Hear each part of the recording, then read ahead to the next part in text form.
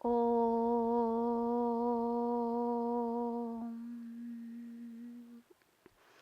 गुरु ब्रह्मा गुरुर्विष्णु गुरुर्देव महेश्वरा गुरु साक्षात् परब्रह्म तस्मै श्री गुरवे नमः।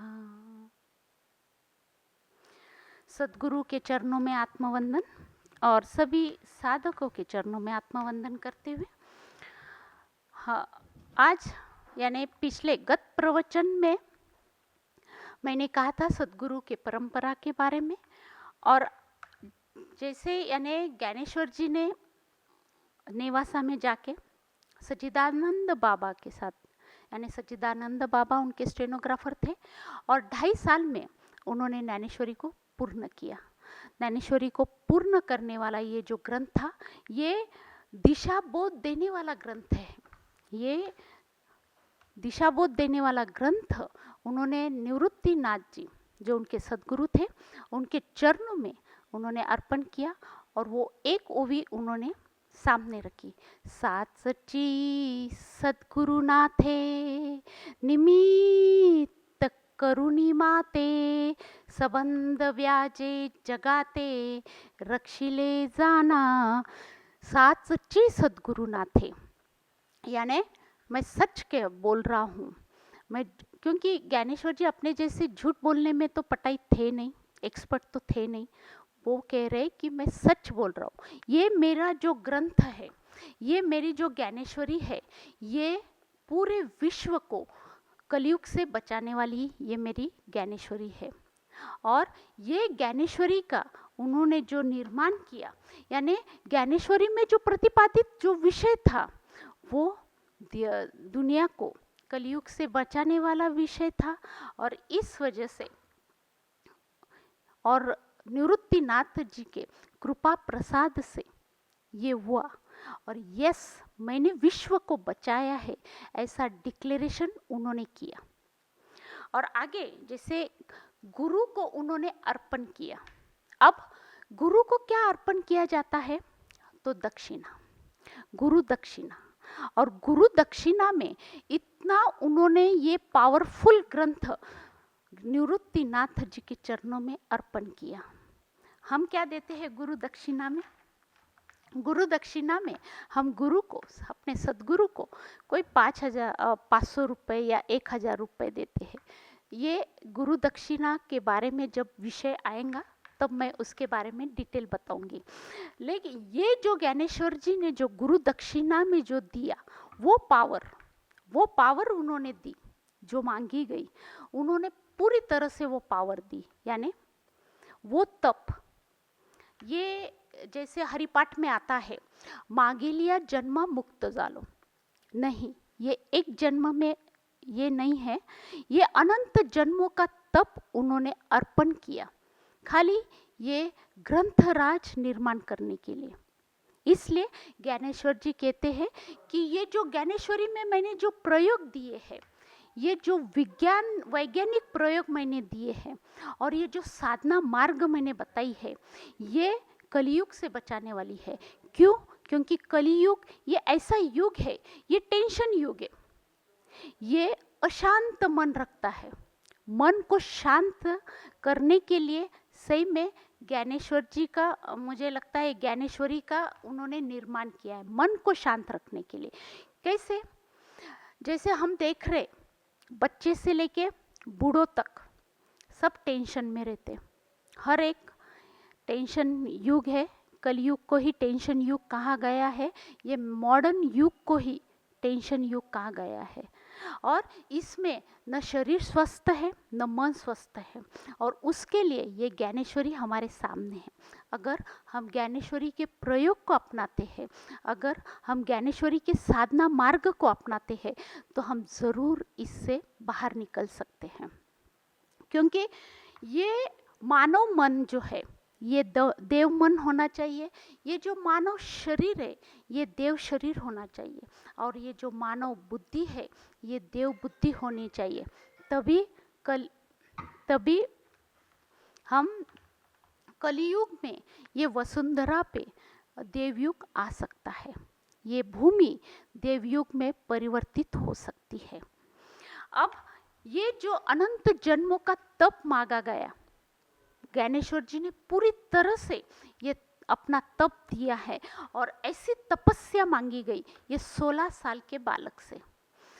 ये कोई संत से नहीं मांगी गई, जैसे महावीर जी से नहीं, गौतम बुद्ध से नहीं, या तुकाराम जी महाराज से नहीं, ये खाली ये 16 साल के बालक ज्ञानेश्वर जी से मांगी गई। और इस वजह से कितना पावरफुल ये बालक था, आप सोच लीजिए, इतना पावरफुल बालक, और उन्होंने पूरी तपस्या अर्पण कर दी है, पूरा तप। जैसे इसलिए ये बालक को, हालांकि ये 16 साल का बालक और ये ज्ञानेश्वर जी है, लेकिन इनको माउली कहा गया है। बहुत ही मीठा शब्द है माउली, मातेश्वरी। क्यों? क्योंकि ये माउली क्यों कहा गया है? क्योंकि हर एक कठिन प्रसंग से, जैसे माँ बच्चे को संभालती है, जैसे माँ पालन करती है, पोषण करती है हर एक प्रसंगों से, वैसे ही ज्ञानेश्वर जी ने हमें बचाया है, इसलिए उन्हें माउली कहा जाता है। बहुत ही मीठा शब्द है, मैं हमेशा उनको माउली के नाम से ही संबोधित करूंगी। अब ये जो माउली है ज्ञानेश्वर जी, इन्होंने जो वसुंधरा में देवयुग उन्होंने लाया है और आशीर्वाद मांगा उन्होंने विश्वपति से कि हाँ, मुझे आशीर्वाद दो कि मैं ये युग को यानी विश्व को नष्ट नहीं होने दूंगा, ये विश्व में जो नष्ट होने जा रहा है ये कलयुग से, वो मैं नहीं होने दूंगा, ऐसा आशीर्वाद उन्होंने मांगा और विश्वपति ने उनको आशीर्वाद दिया। अब जैसे देव शक्ति नहीं बचाती है, जैसे हमने देखा अंत में भगवान कृष्ण ने क्या किया, तो पूरी द्वारका, सुवर्णमय द्वारका को डुबो दिया था।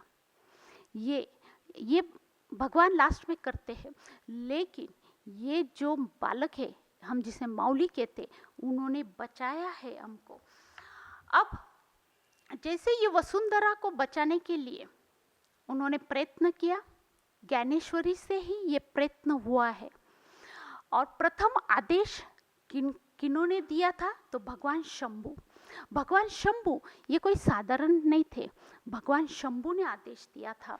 और इस वजह से उस समय में कुछ संतों ने उस काल में कुछ लोगों को जरूर बचाया था, लेकिन भविष्य काल में बचाने के लिए खाली ज्ञानेश्वर जी थे, जो भविष्य काल में लोगों को उन्होंने बचाया।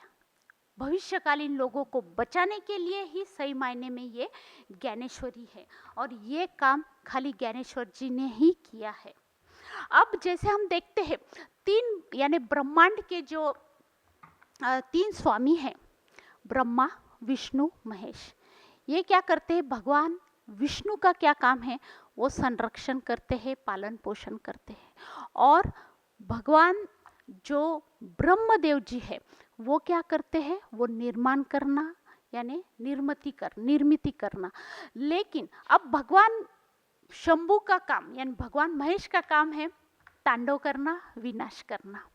लेकिन 4,500 साल पहले, 4,50,000 साल पहले, कलयुग लग गया, 800 साल पहले भगवान समाधि से उतर के आ गए। यानी भगवान शंभु, इनकी समाधि का, जब वो समाधि में जाते हैं ना, तब वो 37 साल तक वो समाधि में रहते हैं।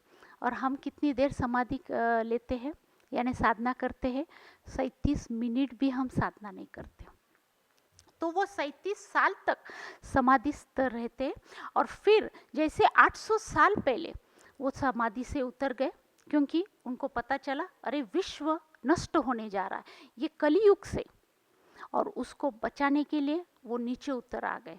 और ये भगवान शंभु ने आदेश दिया, हमने देखा पिछली बार, भगवान शंभु ने आदेश दिया उनके पावरफुल शिष्य को, मच्छिंद्रनाथ जी को, मच्छिंद्रनाथ जी ने आदेश दिया गोरक्षनाथ जी को, गोरक्षनाथ जी ने आदेश दिया गहिनीनाथ जी को, और गहिनीनाथ जी ने आदेश दिया निवृत्तिनाथ जी को, और निवृत्तिनाथ जी ने आदेश दिया ज्ञानेश्वर जी को। ये छोटा 16 साल का बालक, ये एकदम उन्होंने झेप ले ली आळंदी से, और वो बस लिखने जा रहे हैं ज्ञानेश्वरी को।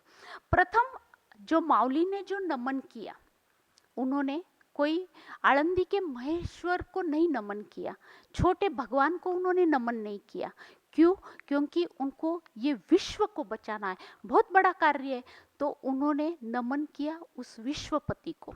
अब हम देखेंगे कि ब्रह्मांड क्या है, फिर देखेंगे कि विश्वपति क्या है। पहले हम देखेंगे, और ओंकार ध्वनि यानी ओम नमो जी अध्याय, उन्होंने जो पहली ओवी कही है, जब उन्होंने विश्वपति को नमन किया,